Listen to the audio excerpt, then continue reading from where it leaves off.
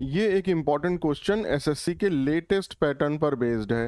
As the bomb exploded the soldiers rushed into the building to rescue the injured.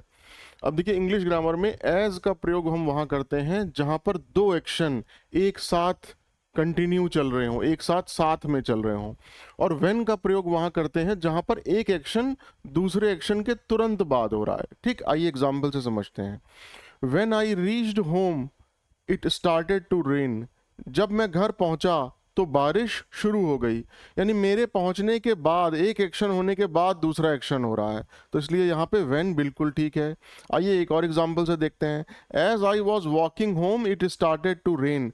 जैसे ही मैं घर के लिए चला वैसे ही बारिश शुरू हो गई। यानी कि मेरा चलना और बारिश का होना, ये दोनों काम एक साथ हो रहे हैं, तो इसका मतलब यहाँ पर एज आया, क्योंकि दो कार्य एक साथ हो रहे हैं। आइए अपने क्वेश्चन पे आते हैं।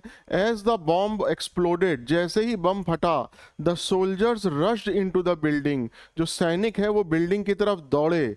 अब दोनों काम एक साथ तो नहीं हो सकते कि बम भी फट रहा हो और सैनिक भी जा रहे हो। यानी एक काम बम के फटने के बाद सोल्जर्स बिल्डिंग में गए, यानी एक काम होने के तुरंत बाद दूसरा एक्शन हुआ, तो एज नहीं होगा बल्कि व्हेन होगा। When the bomb exploded. तो एरर कहाँ थी? ए में। Thank you so much.